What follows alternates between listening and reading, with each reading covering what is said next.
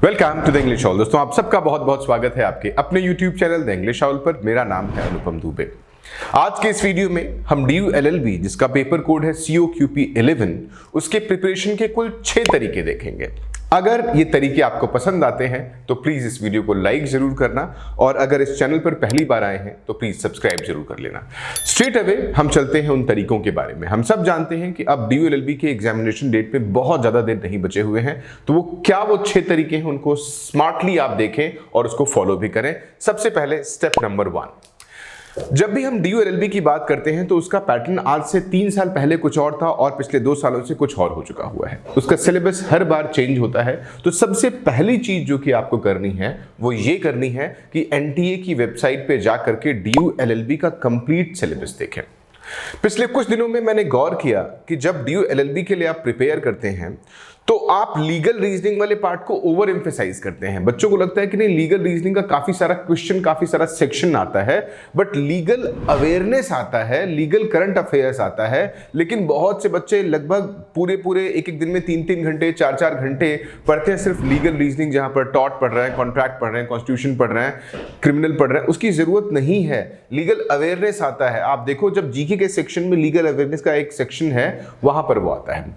तो सिलेबस को बहुत ध्यान से देखें। सिलेबस में क्या क्या है? क्वांटिटेटिव एप्टीट्यूड है, लॉजिकल रीजनिंग है, थोड़ा सा क्रिटिकल रीजनिंग आ जाता है, असर्शन रीजन का सेक्शन आ जाता है, कंप्यूटर्स इंपॉर्टेंट है, वर्बल इंपॉर्टेंट है।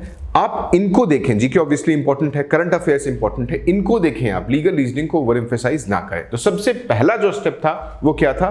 जब तक आप सिलेबस को अच्छी तरह से जानेंगे नहीं, आप सिलेबस को प्रिपेयर कैसे करेंगे? इसका दूसरा स्टेप है, सिलेबस को जानने का एक दूसरा तरीका है कि आप इसके प्रीवियस ईयर क्वेश्चंस को देखें। प्रीवियस ईयर क्वेश्चन के ऊपर ऑलरेडी मैंने एक वीडियो दी हुई है कि कैसे फ्री ऑफ कॉस्ट इनका PYQ आप डाउनलोड कर सकते हैं। वो आई बटन पर लिंक दे दूंगा मैं, या डिस्क्रिप्शन में उसका लिंक दे दूंगा।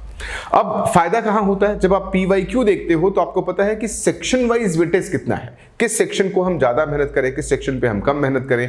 वहीं आपको आइडिया लग जाएगा कि लीगल रीजनिंग का क्वेश्चन आएगा या लीगल अवेयरनेस का क्वेश्चन आएगा। हमारे पास तो शुरू से ही पेपर पड़ा हुआ है DU LLB का। जब से ये शुरुआत हुआ था तब से ये पेपर पड़ा हुआ है, जिसका लिंक मैं आपको डिस्क्रिप्शन में दे रहा हूं। जो हमारा मॉक टेस्ट सीरीज है उसमें आपको PYQ भी मिल जाएगा, क्वेश्चंस भी मिल जाएंगे, लिंक डिस्क्रिप्शन में देख सकते हैं आप। लेकिन बहुत इंपॉर्टेंट बात यह है कि आप PYQ को देखें। जब PYQ देखते हैं तब आपको आइडिया लगता है। लेकिन PYQ सिर्फ देखने से काम नहीं चलेगा। अगर आप टेक सैवी हैं या कंप्यूटर इस्तेमाल करते हैं तो एक्सेल पे उनके क्वेश्चंस को बाइफरकेट कर लें कि पहला क्वेश्चन यहां से, दूसरा यहां से, तीसरा यहां से, चौथा यहां से। अगर नहीं टेक सैवी हैं तो एक पेन पेपर पे लिख लें कि क्वेश्चन 1, 2, 4, 5 किस सेक्शन से लिया गया है।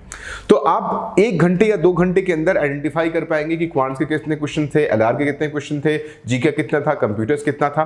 क्योंकि जब तक आप सेक्शन वाइज वेटेज नहीं देखेंगे आप अपने प्रिपरेशन को अच्छे नंबर तक नहीं पहुंचा सकते हैं। इसलिए सबसे जरूरी सेकंड स्टेप क्या हो गया आपका? PYQ सॉल्व करना। बार बार कह रहा हूं, PYQ का लिंक हमने डिस्क्रिप्शन में दे रखा हुआ है, जो मॉक टेस्ट सीरीज है वहां पर अवेलेबल है। अब इसका तीसरा स्टेप क्या है? तीसरा स्टेप ये होता है कि दोनों के सिलेबस में आपको सिमेट्री मैच करनी है।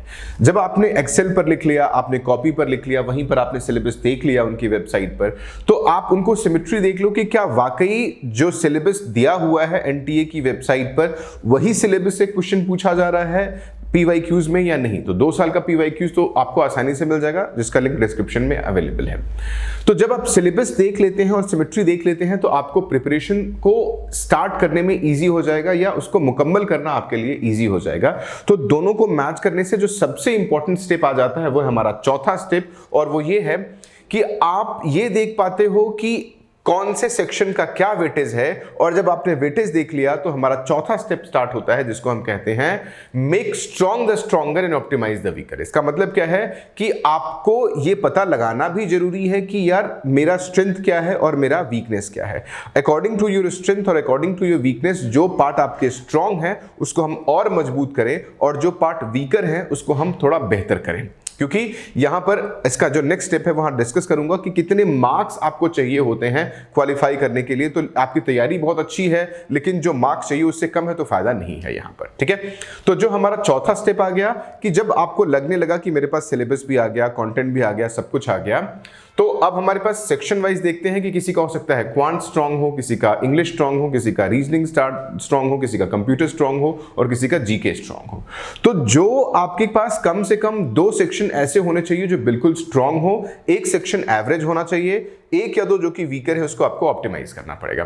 तो जब आप उसको स्ट्रांग कर लेते हैं तो हमेशा यही रूल अपनाना होगा कि जो आपके पास स्ट्रांग सेक्शन है उसको और बेहतर करें। यहां पर एक और नया कॉन्सेप्ट मैं इंट्रोड्यूस करता हूं जिसको कहते हैं अटेम्प्ट वर्सेस एक्यूरेसी का रेशियो।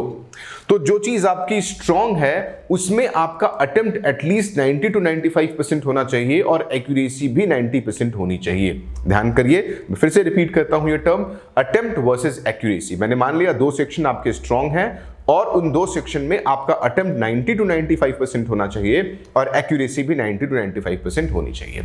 जो सेकंड आपका मीडियन टर्म है जहां आप एवरेज स्कोर कर रहे हैं वहां पर आपका अटेम्प्ट एटलीस्ट 80% होना चाहिए, एक्यूरेसी वहां भी आपकी कम से कम 80% होनी चाहिए।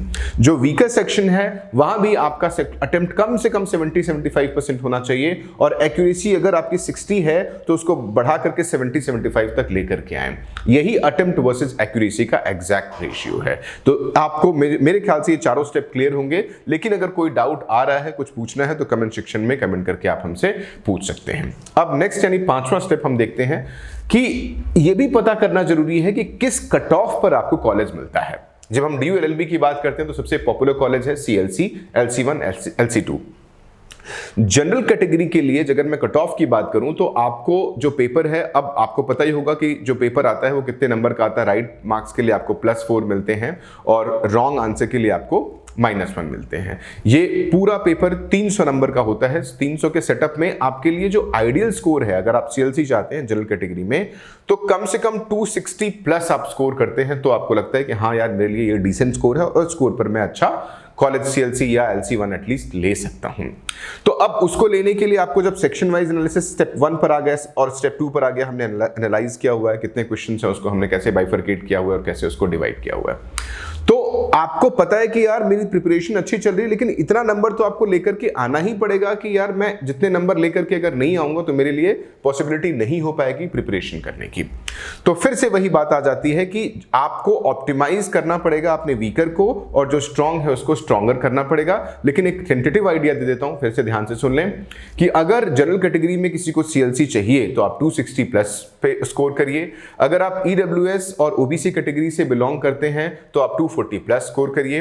अगर आप SC हैं तो 220 प्लस स्कोर करिए और अगर ST हैं तो एटलीस्ट 200 प्लस स्कोर करिए। तो आपको पहले ही कट ऑफ में CLC की उम्मीद कर सकते हैं और इसके थोड़ा नीचे आप LC1 और LC2 की उम्मीद कर सकते हैं। कई बार लोग LC2 को ज्यादा प्रेफरेंस देते हैं LC1 से, बट फिलहाल मैंने आपको एक टेंटेटिव आइडिया दे दिया। इसके ऊपर मैंने ऑलरेडी एक कोरा पर एक बड़ा लंबा आर्टिकल लिखा हुआ है और वो भी मैं आपको दे दूंगा कि किस स्कोर कार्ड पर आपको ये कॉलेजेस मिल जाते हैं। वहां मैंने प्रेडिक्शन ऑलरेडी किया हुआ है। इसमें छठवां और जो आखिरी स्टेप है वो 2 पार्ट में डिवाइड हो जाता है। सबसे पहले आपको क्या करना है, जो PYQs हैं, जो मैंने देखा PYQs आप चेक करते हैं। PYQs के चेक करने के साथ साथ आप ये भी देखें कि लास्ट ईयर के कट ऑफ क्या गए हुए हैं। कट ऑफ से आपको अंदाजा लग जाता है कि किस स्कोर कार्ड पर बाकी लोगों ने स्कोर किया हुआ है और किस स्कोर कार्ड पर हम अचीव कर सकते हैं। लेकिन ऑफ लेट DU LLB का पेपर ईजी था तो बहुत से लोगों ने बहुत अच्छा भी स्कोर किया हुआ है, ऑलमोस्ट 98-99% भी स्कोर किया हुआ है। तो मतलब आइडियली जो मैंने बताया कि 260-270 इज आइडियल स्कोर जहां पर आप स्कोर कर सकते हैं। एक चीज और बता रहा हूं, अब जो रिमेनिंग डेज बचे हुए हैं, जो लास्ट स्टेप है हमारा 6वें स्टेप का लास्ट स्टेप है, जो रिमेनिंग डेज बचे हुए हैं उस पे आप सिलेबस को पढ़ने में बहुत ज्यादा टाइम खराब ना करिए। आप मॉक टेस्ट जितने ज्यादा से ज्यादा सॉल्व कर सकते हैं आप मॉक टेस्ट सॉल्व करें। मॉक टेस्ट कम से कम 2 या 3 भी मॉक टेस्ट सीरीज आप सॉल्व कर सकते हैं। जैसे फर्स्ट एक हमारा मॉक टेस्ट सीरीज ले लें आप, एक किसी और का मॉक टेस्ट सीरीज ले लें आप और तीसरा किसी और का मॉक टेस्ट सीरीज ले लें। तीनों की डिफिकल्टी लेवल अलग होगी, एक हो सकता है हार्ड हो, एक हो सकता है मीडियम हो और एक हो सकता है इजी हो। 3 तरह के मॉक टेस्ट जब आप सॉल्व कर सकते हैं तो आप हैबिचुअलाइज हो जाते हैं उस एटमॉस्फेयर में बैठने के लिए कि 1.5 घंटे में मुझे पेपर कैसे सॉल्व करना है, पहले किससे स्टार्ट करना है, बाद में किससे स्टार्ट करना है। यहाँ इंपॉर्टेंट ये भी है कि ये CBT है, कंप्यूटर बेस्ड टेस्ट होता है। जब पेपर पेन पेपर मोड पर होता था तो आप जल्दी से पेपर शफल करके देख लेते थे कैसे पढ़ना है। अब फर्स्ट टू थर्ड क्वेश्चन के ऊपर जंप करना इज नॉट अ लॉजिकल। तो आपको क्या करना पड़ेगा कि जितने मॉक टेस्ट देते हो तो आपको पैटर्न आइडेंटिफाई करना इजी हो जाता है कि किस पैटर्न पे मैं आइडेंटिफाई करूं। हमारा जो मॉक टेस्ट बना हुआ है वो मॉक टेस्ट उसी पैटर्न पर बना हुआ है जो कि वेटेज के हिसाब से, PYQs के वेटेज के हिसाब से ही मॉक टेस्ट हमने बनाया हुआ है।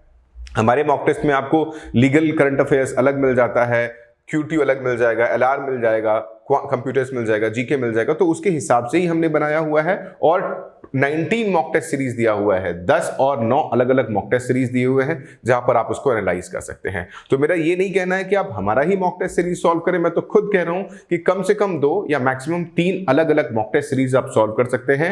और जो भी मॉक टेस्ट सीरीज आप परचेज कर रहे हो उसके 10-10 सेट तो जरूर लगाएं। इससे आपको पिटफॉल आइडेंटिफाई करना ईजी हो जाएगा और पिटफॉल आइडेंटिफाई करने के बाद आप आसानी से वो स्कोर अचीव कर सकते हैं। अब इस प्रिपरेशन की जर्नी में ये नॉर्मल है कि बहुत से लोग एंग्जाइटी फील कर रहे होंगे, सैचुरेटेड फील कर रहे होंगे, उनको लग रहा होगा कि क्या कोई मेंटर मिल जाता जो हमें गाइड करे, जैसे यूपीएससी मेंटर्स की बात करते हैं या क्लैट मेंटर्स की बात करते हैं। तो आप ध्यान रखिए, आपके इस प्रिपरेशन में एस यूजी आपके साथ है। DULLB का मतलब ही एस यूजी है। तो आप हमारे साथ जुड़ करके अगर आपको कोई डाउट है, कोई अप्रहेंशन है, कोई एंग्जाइटी फील कर रहे हैं, लो फील कर रहे हैं, सैचुरेटेड फील कर रहे हैं, तो जो डिस्क्रिप्शन में व्हाट्सएप नंबर गिवन है उस पर कांटेक्ट कर सकते हैं। हम जरूर आपको हेल्प करेंगे और मुझे उम्मीद है कि वीडियो भी इंफॉर्मेटिव लगी होगी, पसंद लगी होगी, तो प्लीज वहां जुड़े। एक चीज, सबसे आखिरी चीज, एक मैसेज देना चाहता हूं।